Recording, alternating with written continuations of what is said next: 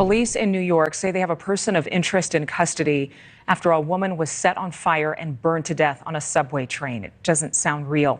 Kelly Beeson is in the newsroom for us following the story. Kelly, so it was likely a woman who was homeless, sleeping on the train at the time.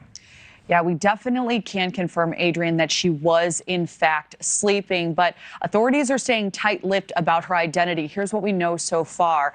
She was so badly burned, she had to be identified through dental records. This is an absolutely horrific story that unfolded Sunday morning, Adrian. Police have not released her identity again, but they have released a photo of the suspect who they now have in custody, a man who officials say arrived in the U.S. from Guatemala. This was back in 2018. He's 33 years old and was most recently living in a homeless shelter in New York City. Police say he lit the woman on fire using a lighter while riding the F train with her. She was apparently asleep at the time, adding that when the fire started, he got off the train and sat on the bench on the platform outside of the train car, watching her burn. One of the most depraved crimes one person could possibly commit against another human being. And it took the life of an innocent New Yorker. So officers at the station reportedly saw smoke and the victim in that train car fully engulfed in flames. The fire was put out. She was pronounced dead at the scene. And after photos of the suspect were released, 3 high school-aged New Yorkers called 911 saying they saw that suspect on another train car and reported him to authorities. He is again now in police custody. Those charges in this case are pending. Adrian.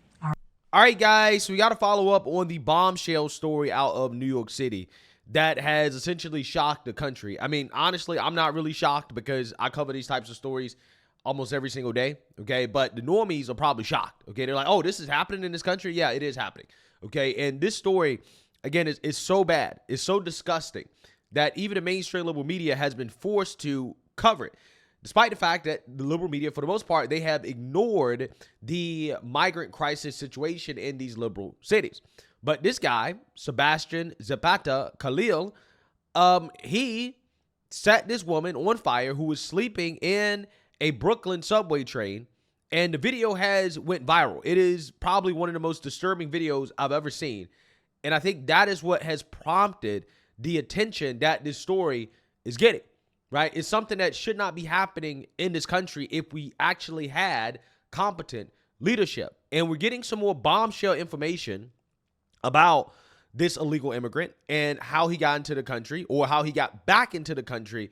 Because the more information that comes out about this guy, I think the angrier that people will be about the fact that this happened in the first place. Because like always, when it comes to these stories, it turns out that not only is our leadership incompetent, which is the reason why this guy is in the country, but also the leadership in these liberal cities, they have essentially facilitated the illegals committing crimes via taking care of them with taxpayer dollars, right? So it's almost as if we paid for this, okay? And I think that's what makes people angry and upset, okay? As this guy was getting booked here, people were yelling at him, upset.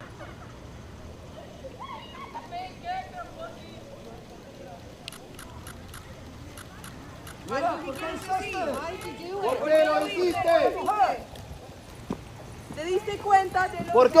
qué lo hice? Why? Why did you do it? Why did you do it? Why would you do it?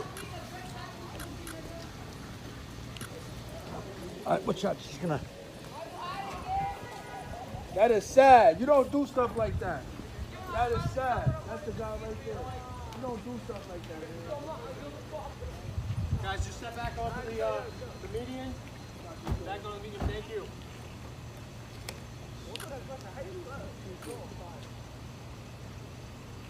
Why are you laughing? Yeah, so you seen that, you heard that. Now, this illegal immigrant has been charged with first and second degree murder and arson after he was picked up. Okay, they were waiting for the autopsy of the woman who apparently was burned so badly that they had to identify her by her teeth or something like that. Like, it's insane to think about, right? Absolutely insane. But yeah, this person has been charged. The crazy part about this story is that this illegal was deported before it passed. He was deported under the Trump administration, but he snuck back into the country, presumably under the Biden administration. Now, we don't know that for certain. We don't know that for sure, okay? But the way this story is lining up, it seems as if this illegal was deported days after coming into the country under Trump, and he came back in at a later date that we don't know. Now, again, a betting man, a man with common sense, would probably say that, yeah, it is likely that he came in once the Biden administration changed all of Trump's border policies, rescinded a lot of his border policies that helped deport illegals like this man in the first place, keep these types of people out of the country. We then turned to the bipartisan negotiations, which proved successful, which were then killed. The result of it, a really terrific solution, was killed by irresponsible politics. Looking back now in hindsight, in 2020, if we had known that irresponsible politics would have killed what was clearly a meritorious effort and a meritorious result, perhaps we would have taken executive action more rapidly. Because Republicans argue in this back and forth over whose job it is to fix the problem. Congress would argue there was executive authority that could have been used before Congress legislated.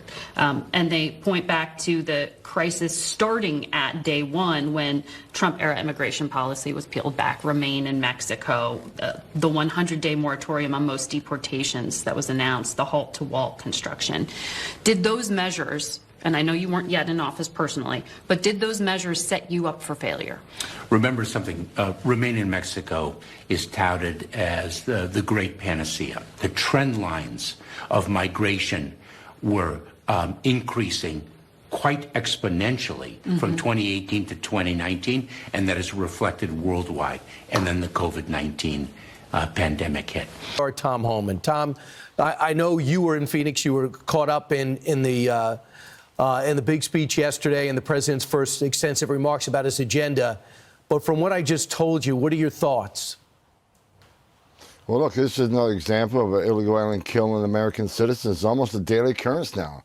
You know, because historic number of criminal aliens walking the streets because of this administration's policy in sanctuary jurisdictions and lax immigration enforcement. ICE has their hands tied. Secretary Mayorkas have given them priorities that they can't even go arrest an illegal alien anymore unless he's convicted of a serious crime. Then maybe they can arrest him. So this is on this administration. As far as Governor Hochul, shame on her. She supports sanctuary status in that state. She welcomed thousands of illegal aliens to her state. She sent them to Buffalo and Syracuse. Murders occurred by illegal aliens in Buffalo and Syracuse. She has a green light law. ICE and CBP can't even work with local law enforcement. Local law enforcement can't even share DMV data with these people. So Governor Hochul, shame on you. There's nothing you can say that's going to make this right in New York. All right. You didn't get a chance to see Secretary Mayorkas in his exit interview on CBS. Talked about how proud he is that the border is down to 50,000. So the problem is virtually solved. Here's what he said, though, when pressed by Margaret Brennan about how he loses track of children. Watch. We certainly have received reports of children being trafficked, even those as to whom we know where they are. That is outside the responsibility of the Department of Homeland Security. Of course, we investigate cases of trafficking. But there are children who are reunited with a parent here in the United States or a legal guardian, and they move, and sometimes the government loses track. So does that explain everything? What should I know about his statement? It's nothing but lies. Nothing but lies. Border numbers aren't down. They're just putting them through the CBP One app and the CHNV app. You add those programs together, what Border Patrol's catching in the gotaways, we're still at historic numbers. They were bragging the other day that ICE has over 247,000 removals, the most in a decade. No, they don't. If you look at the data, 80% of them were Border Patrol apprehensions that ICE just simply put across the border. ICE interior enforcement numbers are historic lows. And as far as the children, another lie. Under his guidance, under his leadership, first of all, it's his policies that caused over 500,000 of children being smuggled in this country, trafficking in this country, and they They lost track with 340,000 of them. His lips are moving, he's lying, and he needs to be held accountable. Nothing he said in that interview is truthful. Yeah, the dude was lying through his teeth, okay? If Mayorkas is talking, then likely he is lying, right? He is lying the more that he talks, okay? And it's these people, right? These type of people, the Biden administration, the Democrats, they are responsible for this. Let's keep it all the way 100. They are responsible. Their policies are responsible. So let's read here. The illegal Guatemalan migrant accused of setting a straphanger on fire and gawking as she burned to death was once deported but sneaked back into the U.S. and the Big Apple shelter system, sources told the Post. The accused firebug, who has not yet been charged. Now, again, this article is old, right? A little bit old, so that's not accurate. He has been charged, okay, with first and second degree murder and arson. First entered the U.S. illegally at the Arizona border in 2018, but was nabbed just days later and shipped back home. Yeah, so he entered the country illegally under the Trump administration, and he was deported. Now, again, we don't know exactly when he came back into the country. But again, I wouldn't be surprised if this illegal immigrant was listening to Biden and Harris during the Democrat primary when they were telling all the illegals to come, the border's open, right? Come, okay? This is what they were saying to the illegal immigrants. And then, lo and behold, Biden gets in office. He gets rid of 90 plus of Trump's executive orders to secure the border, and the border's wide open. Wide open. And this dude probably snuck in there illegally, right? Snuck in, came in. And again, this is the problem. This is the issue.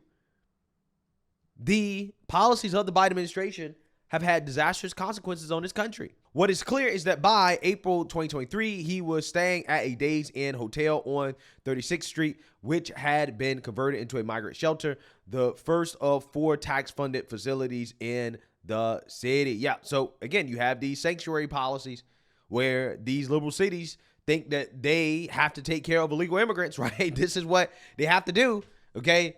And this guy was taking advantage of it. So again, taxpayers were spending money housing illegal immigrant criminals who was just sitting there living off the system until one day he decided to snap and to burn an American citizen on fire and then to sit around and watch her burn. Only in a liberal city do you have stories like this, okay? But again, this is a reminder of why we need mass deportations, okay? And I'm not just talking about mass deportations of criminals, okay? Democrats are trying to soften down the tone and the rhetoric by saying, oh, no, well, hopefully it's just the criminals. No. It has to be the criminals, and then it also has to be the other illegals as well, too. And I like the fact that Tom Homan is not backing down from that because, again, they're trying to get him to soften it up and to say, no, we just want to deport the criminals. No. We want to deport the criminals. It's about priority. We want to deport the criminals first, and then all military-age men also should be deported, right? Because I don't even think any military-age man should be let into the country because they're seeking asylum, right? If you are fleeing your country as a military-age man because you want to seek asylum, you're escaping political persecution, you are quite literally doing the exact opposite of what most men throughout all of history have had to do when their country is in trouble. If you are a young military-age man and your country is in trouble, you don't flee. You stay, and you do what you got to do to fix your country. That's what almost all military-age men have had to do throughout all of history. But for whatever reason, we call those military-age men who flee their country asylum seekers instead of cowards, right? We used to call them cowards. Now we call them asylum seekers. But again, this is why I'm concerned. When you see all those videos of those young men lined up at the border to get in, it's like, well, all these men are not seeking asylum. All of them are not escaping political persecution. They're coming over here for other reasons. And that's why you just can't allow them in. You just can't do it. But again, that takes somebody at the top that has some common sense to understand it's not a good thing to allow a bunch of young, single, military-age men into a country like this illegally. It's not a good idea because stuff like this happens. Again, unheard of. Almost unheard of. We have illegals taking over apartment complexes, operating gangs in the United States, full-blown gang activities. Hell, I wouldn't be surprised if some of these gangs are headquartered here now, right? But hey, you know, Democrats told us this was a conspiracy, right? Illegals don't commit crimes, right? This is what they say all the time. Illegals don't commit crimes. In fact, U.S. citizens are more dangerous than illegals. The border's not open, right? The border's closed. And if you say otherwise, you're a bigot. Stories like this, I think, are a great example of why Trump won the election. Again, I feel very, very, very bad for what happened to this woman. And my thoughts and prayers are with her family and her friends, you know, anybody that knew her. This is the type of random act of violence that we just shouldn't see in this country. And the fact that we're not only seeing this, but we're seeing more of it is getting crazier under the Biden administration really is a damning indictment of just how bad the border situation has been under his administration. But hopefully when Trump is in office, we can clean up a lot of this stuff. But again, this is why the mass deportations have to happen. And this is why I don't care about the boohoo whining crying that the liberals are going to do when ICE is deporting these illegals, right? They'll shed more tears over illegals getting deported than American citizens losing their lives and being hurt by these illegal immigrants. So let me know what you guys think. Make sure you like, comment, and subscribe. Most importantly, share a Black conservative perspective. Peace.